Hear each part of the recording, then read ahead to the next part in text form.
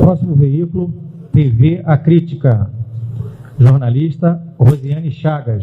Assunto, Joe Biden. Vice-presidente, o senhor me desculpe, eu sei que o senhor falou sobre isso ontem, mas a pergunta é direcionada mais de uma forma diferente do que o senhor respondeu ontem. A gente sabe que essa viagem não deixa de ser um recado para o mundo, né? As políticas que o Brasil está adotando em relação à Amazônia, mas eu queria saber do senhor, inclusive, porque a gente tem uma declaração do possível presidente, a gente sabe que ele está com uma certa vantagem, mas de que ele reuniria o mundo se o Brasil não preservasse a Amazônia, né? Eu queria que o senhor falasse como é que o senhor vê essa possibilidade de a Amazônia ser usada como arma para essa pauta progressista, né, num cenário que a gente imagine aí Joe Biden ganhando a presidência dos Estados Unidos, a Amazônia sendo utilizada como arma, inclusive para sanções ao Brasil. Muito obrigado aí, Rosiane.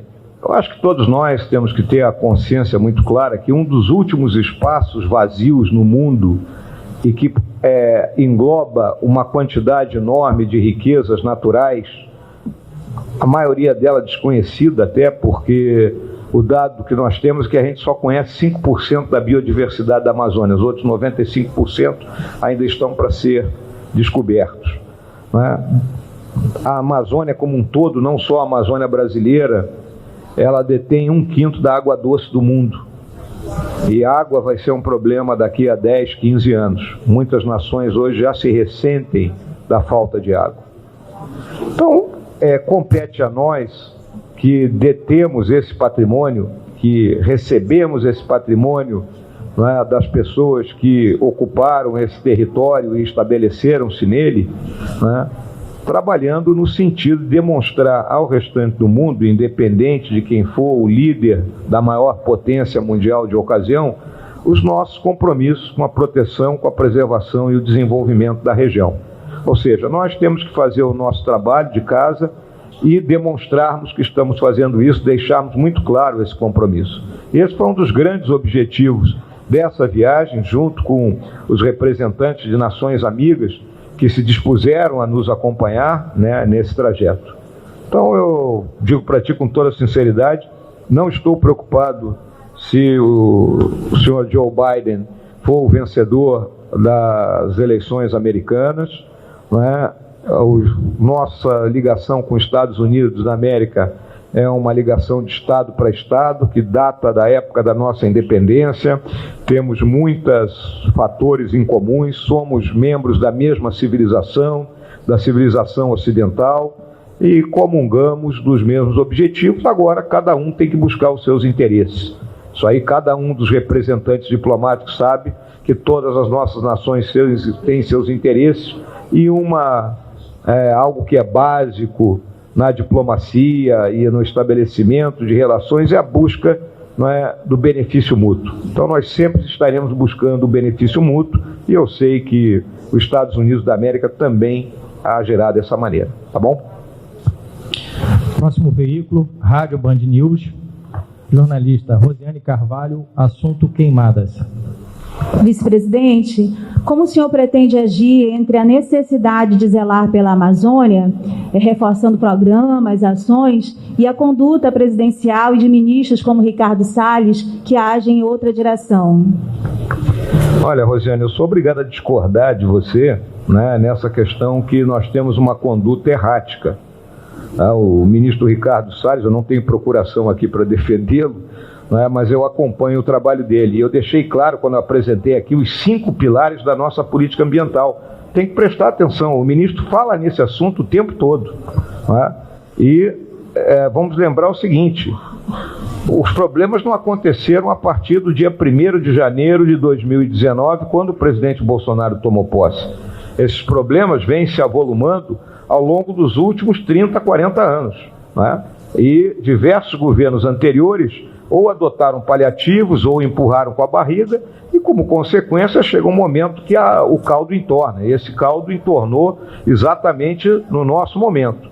Então, nós estamos operando de forma contínua no sentido de evitar, as ilegalidades que ocorrem aqui na área da Amazônia, buscando saídas não é, para que essa região tenha um desenvolvimento. Eu não falo mais de desenvolvimento sustentável, porque desenvolvimento sustentável para mim é um pleonasmo, não é? Aqui só pode haver esse tipo de desenvolvimento. Aliás, a questão da sustentabilidade é um tema do século XXI e, como consequência, né, eu acredito que a perseverança, a clareza, não é, dos nossos propósitos, a nossa determinação em levar avante e principalmente paciência, não é, para a gente poder superar todos os obstáculos, vai finalmente, não é, nos levar a conquistar o objetivo. Qual é o objetivo? E que, não é, a Amazônia ela esteja protegida, que haja preservação e que a população que aqui reside, né, tenha espaço para progredir na sua área social, na sua área econômica, e haja um desenvolvimento econômico e social como um todo da região, que a fortaleça e a coloque, não é, em primeiro nível quando comparada com demais regiões do nosso país. Tá bem? Próximo veículo, G1 Amazonas, a jornalista Carolina Diniz, assunto desmatamento. Boa noite a todos. No Dia do Meio Ambiente, em junho, teve uma coletiva do governo do Amazonas para apresentar o plano de prevenção e controle de desmatamento e queimadas aqui no estado. Foi citado que 95% da área desmatada fica no sul do estado, sendo que 81% corresponde a áreas federais. Na época, o governador disse que estava alinhando uma conversa com o governo federal. Eu queria saber, já se passaram 5 meses, existe algo de concreto para regularizar, consertar essa área?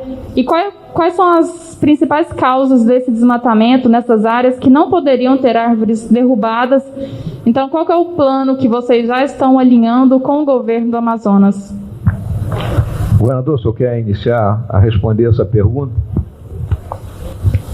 Bem, boa noite, senhor vice-presidente, aos embaixadores também, e agradecer aqui mais uma vez a presença de todos vocês. Nós temos ali, sobretudo na região do sul do Amazonas, uma pressão muito grande pela questão da atividade econômica, sobretudo da exploração de madeira para o plantio e também para a questão da pecuária. E a gente tem trabalhado com o governo federal para que a gente possa ter braços suficientes para poder combater, sobretudo, a ilegalidade. E aí a gente tem contado com o apoio da Força Nacional, nós temos feito uma parceria com o Exército Brasileiro, que tem nos ajudado muito no combate a essas ilegalidades. O Sensipan também tem sido um grande parceiro, em que ontem nós fizemos uma visita na sede, lá em que os embaixadores tiveram a oportunidade de acompanhar como é feito esse trabalho de monitoramento.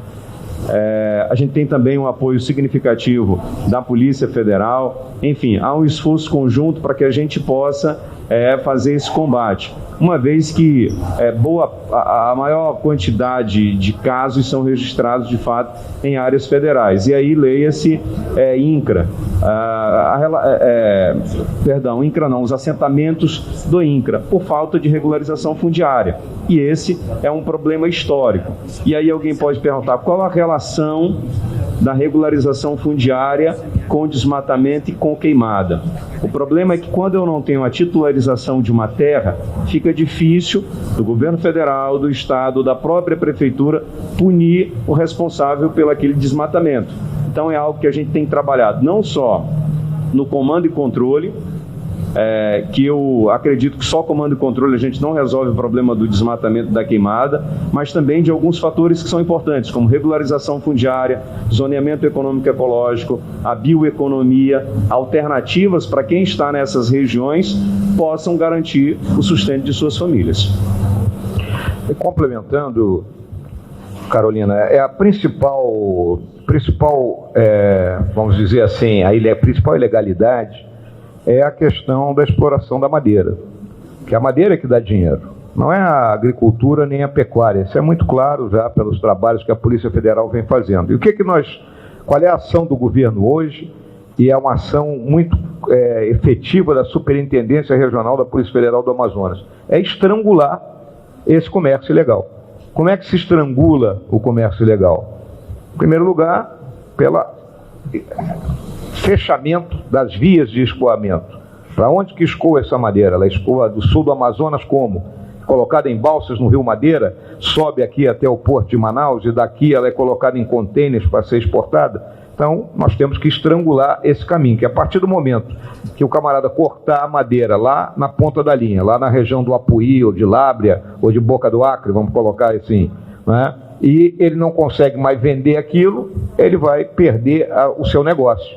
Então é isso que nós estamos fazendo. E o trabalho feito pela Superintendência Regional da Polícia Federal aqui no Amazonas é um trabalho que está dando frutos, né, e que vai render cada vez mais, e nós não temos a mínima dúvida que num curto espaço de tempo nós vamos estabelecer uma barreira definitiva para essa questão. Veículo Jornal A Crítica, Larissa Cavalcante, assunto Amazônia. Boa noite a todos.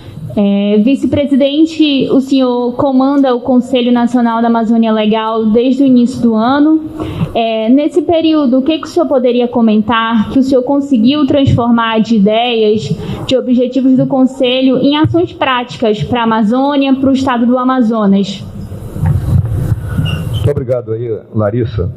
Desde a primeira reunião do Conselho, nós partimos para buscar termos um plano estratégico que não fosse um plano do governo, um plano do Estado brasileiro para a região da Amazônia, como um legado, né, uma vez que o Conselho não vai ser dissolvido, independente do governo de turno, né, se hoje o vice-presidente sou eu, amanhã será outro, mas o Conselho continuará a existir e, como consequência, trabalhando em cima desse planejamento estratégico para que a gente tenha uma continuidade no tempo e efetivamente atinja os objetivos que nós nos propusemos dentro daquelas 3 grandes vertentes aí de proteção, preservação e desenvolvimento.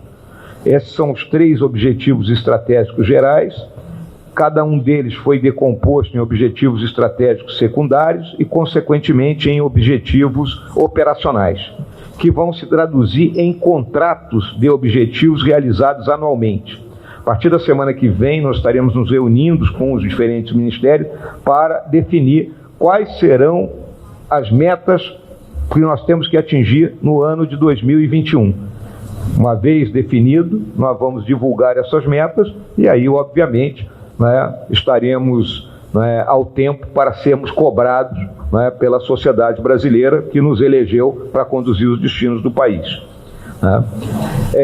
Elegemos também ações prioritárias. As ações prioritárias estão efetivamente voltadas à melhoria das nossas órgãos de fiscalização ambiental, melhoria da qualidade das nossas operações de comando e controle, melhoria dos nossos órgãos de monitoramento, avanço na questão da regularização fundiária, a questão da busca do financiamento internacional e nacional também, e o fortalecimento da Organização do Tratado de Cooperação Amazônica, né, que é importantíssima porque é o único organismo multilateral sediado no nosso país, tem 42 anos de existência e, consequentemente, faria com que os países amazônicos tivessem uma ação conjunta e que facilitaria, então, não só o combate a ilícitos, porque isso é uma coisa, mas principalmente termos uma estratégia de desenvolvimento comum. É isso que nós estamos fazendo,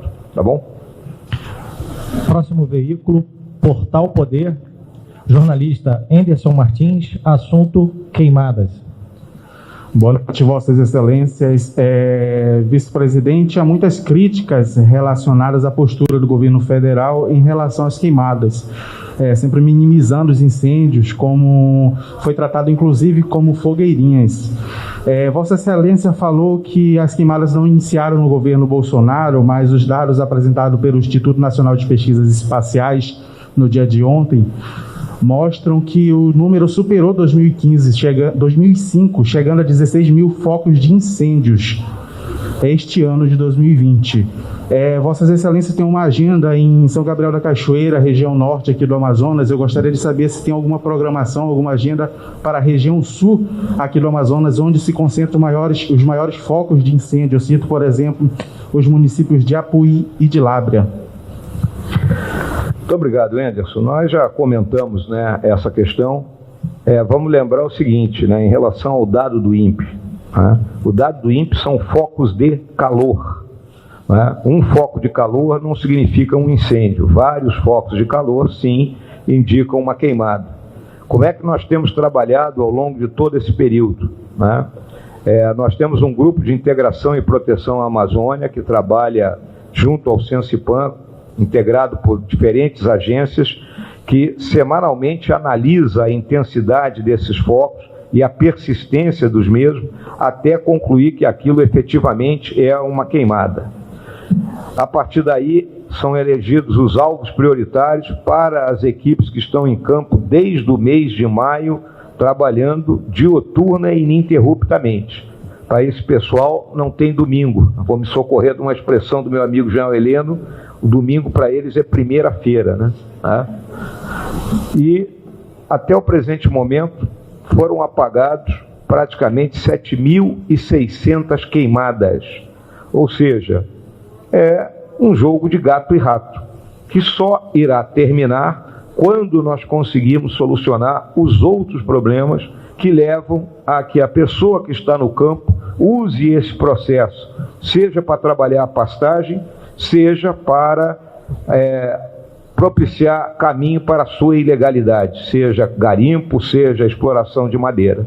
Então, quando nós conseguimos remover efetivamente as causas, nós conseguiremos vencer essa batalha. É uma batalha contínua, né, e que tem anos que ela se intensifica.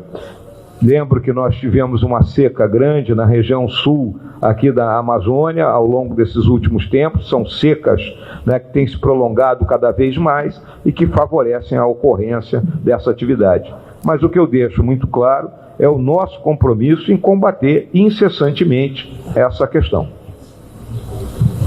Próximo veículo, Agência Lusa, jornalista Marta Surtado. Só um instantinho, Exponino. Jean, por favor. Pela ordem aí que eu fui citado indiretamente, foi atribuído a mim ontem. Esqueci que alguns órgãos de imprensa não têm nenhum objetivo de informar, objetivo de causar discórdia, confusão.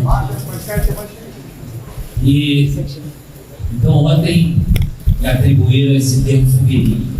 Se eu achasse, se eu não conhecesse bem a Amazônia, se eu achasse que as queimadas eram fogueirinhas, eu não estava aqui e nem estava no Conselho Federal da Amazônia Legal, que o general Mourão teve a coragem de assumir como vice-presidente da República para exatamente conduzir uma mudança radical no procedimento do país em relação à Amazônia, a esses delitos que acontecem na Amazônia. Tivemos hoje uma palestra altamente esclarecedora da Polícia Federal, mostrando um avanço incrível e muito rápido na tecnologia de investigação dos ilícitos da Amazônia. O que eu quis dizer é que, quando se atribui à Amazônia e a nós incêndios gigantescos na Amazônia, isso não corresponde à verdade, porque nós temos 85% da Amazônia preservada. Eu acrescentei o que eu disse ontem, que um incêndio gigantesco na Amazônia, a fumaça desse incêndio chegaria a Londres. Não seria uma coisa exclusivamente de âmbito nacional. Então foi isso que eu quis dizer, mas foi distorcido para causar esse tipo de problema, foi colocado dessa maneira. Então o que é preciso entender é que as acusações contra o governo brasileiro de que nós não estamos agindo na Amazônia com a energia e com a seriedade que merece, isto é uma grande injustiça. Ao contrário, o governo está agindo com muita presteza em relação ao que está acontecendo na Amazônia. O próprio general Mourão, quando assumiu a presidência desse Conselho Federal da Amazônia Legal, foi muito honesto ao dizer que nós tínhamos chegado atrasado este ano. E este atraso não foi por desinteresse, por leniência, foi porque havia outros problemas que precisavam ser atacados também. Os nossos recursos são limitados, nós estávamos em plena pandemia, e isso é lógico que afetou todos os campos de poder nacional. E o que está perfeitamente claro, até porque ontem foi editado um decreto que antecipa ou permite que as Forças Armadas permaneçam na Amazônia pelo menos até maio de 2021, é a seriedade com que esses problemas estão sendo tratados. E nós trouxemos os senhores embaixadores, senhoras embaixadoras e alguns representantes exatamente para que tenham noção da grandiosidade da Amazônia e do quanto nós estamos investindo em material humano, em recursos, principalmente em tecnologia, para minorar esse problema. Nós sabemos da gravidade do problema, só não podemos aceitar que sejamos atacados injustamente. Muita gente, por alguns amazônicos de barzinho, que acham, nunca vieram aqui, nunca botaram o pé na Amazônia e deitam falação sobre uma coisa que não conhece. Então a intenção é essa, é tornar a nossa Amazônia conhecida, ser extremamente honestos na apresentação do problema e atacar esses problemas com a seriedade que merece para reverter essa situação. E ela vai ser revertida. Nós vamos ganhar esse desafio.